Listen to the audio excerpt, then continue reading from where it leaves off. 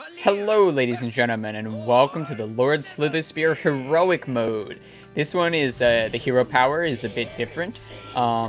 Instead of changing after you kill the pot, and instead of only gaining one attack each turn, you actually, the Hungry Nagas actually gain one attack and 1 health every turn. So the first turn it'll be a 1-1.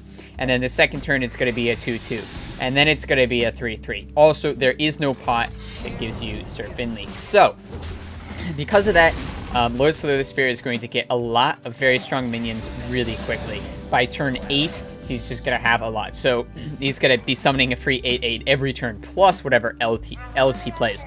So, there's two ways of going about this. One is to use lots of cards like, for example, Sap, to just get rid of them. When you play Sap on them, they go to his hand and they turn into a 1-1. You could also silence them and they'll all turn into 1-1s. The other way is to go face and smork him down, because if he doesn't make it to turn 8, then he won't be getting free 8-8s. Instead, it's a free 2-2, which is a little bit more manageable. Now here, I decide to play Doomsayer, which he's going to be able to kill, but it saves me. It saves my face a lot of damage, and then I'm going to just continue making him draw. Now, this deck is very similar to the other one, but it plays lower cost cards, a little bit of a better deck, in my opinion.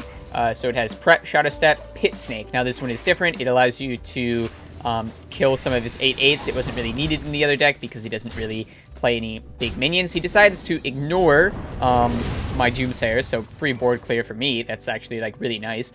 So anyways, continuing on, Betrayal is even nicer in this one because he's going to have big minions that have a lot of damage, so Betrayal is really good. Doomsayer, as you saw there, is like really good. Gang Up, it's like needed. Sap is really good. Brand, really good. Cold Light Oracle is needed. Deathlord, really good. Emperor Cobra, really good. Ironbeak, it's like okay. Sabotage, okay. Anti-Killbot is really good. Assassinate, pretty good. And Vanish is like basically needed. So, yeah, he also starts with 15 more health than the previous one. As you see here, I'm just going to use Betrayal and then Sap, because it's going to make him overdraw one more. The game plan of this, of course, with any mill deck is just to make him fatigue. And once he starts fatiguing, he starts taking 1 damage and then 2 damage incrementing each turn. So like 1 damage for your first fatigue, and then 2, and then 3, etc. And he'll take a lot of damage, and that's the way that we want to kill him. The other reason why we're doing this way is just because we can deal with a lot of his cards here. And Vanish is like really good here, just because it allows me to keep my anti-Killbot. I get to play it twice now.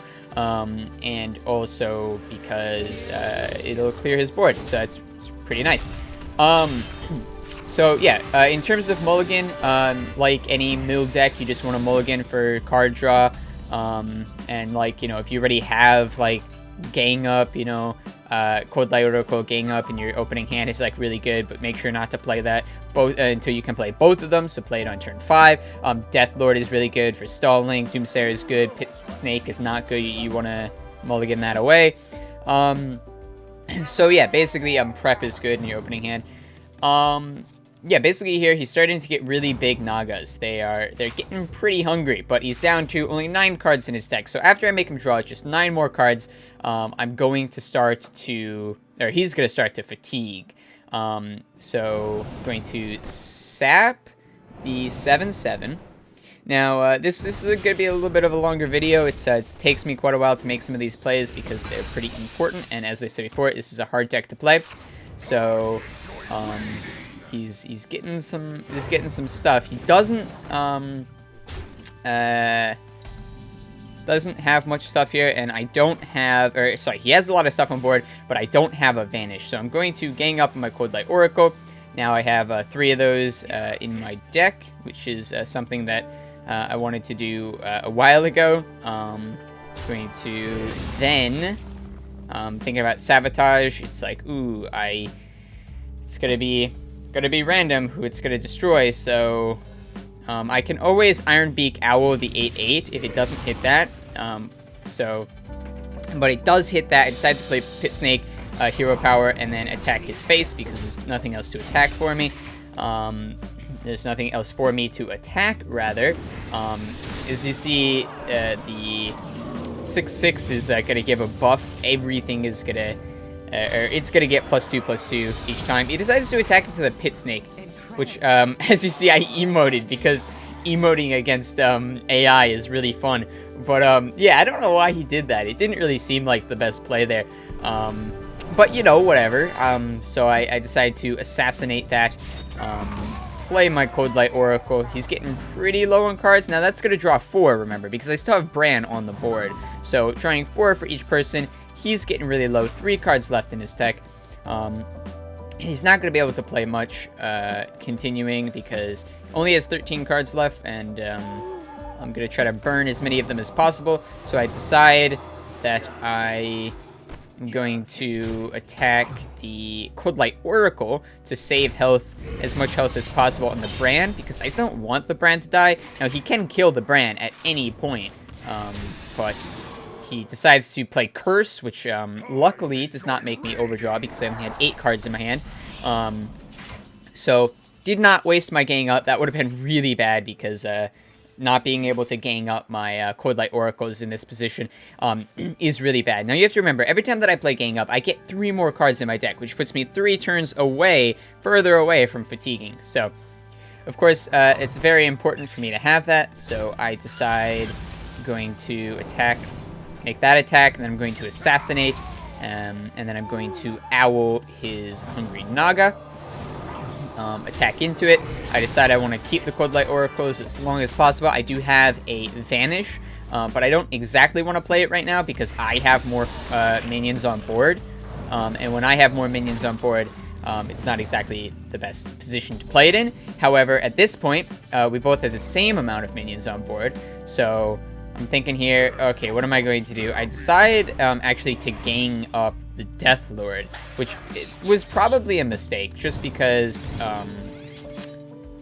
it's not really what you want to do. You 99% of the time you want to gang up the Cold Light Oracle, but here my line of thinking was like, he's out of cards, so me playing Death Lord is, he's not going to be able to, like, it's just gonna be a free 2/8. Like, it's going to cost me 3, but it's basically free because he doesn't have any cards in his deck, so it's not going to do anything. Here, I play Vanish. Really good Vanish turn. Like, all of his cards go back in his hand, and then I can just play whatever I want. I'm going to attack into his face, and now he's going to start taking fatigue. So from this point forward, anything that he draws is going to be really good. I have 1 Cold Light Oracle in my hand, and then I have 1 in my deck, plus I still have Bran, so that's like 8 potential draws, which is going to start... It's going to start adding up, but I need to be careful because I am going to start fatiguing soon as well after only 5 cards, and I only have 14 health. So, again, I need to be, like, really careful. I trade my Pit Snake into his 13/13 because it'll kill it immediately. And then Bran, combined with Cold Light Oracle, this is going to start making him take a lot of fatigue, and I want my Bran to survive here because... of course, if I can combo the anti-heal bots with my Bran, it means that I get plus 16 health, and he's probably not going to be able to kill it because I do have 2 Death Lords on the board now. So he's just going to attack into one of the Death Lords. It doesn't proc anything because he doesn't have any cards. So here's my last card, my Cold Light Oracle. So I'm trying to decide here. I decide to play one of the Cold Light Oracles. I trade the Bran off here because I just wanted to make sure that I wasn't going to die, and I knew that he would die from just drawing 2 cards, and there it is. So it's a bit more complicated of a deck, but if you guys did enjoy, make sure to leave a like on this video. If you want to see any other boss guide in the game, links are going to be on screen now. So thank you for watching, and I will see you next time. Bye-bye.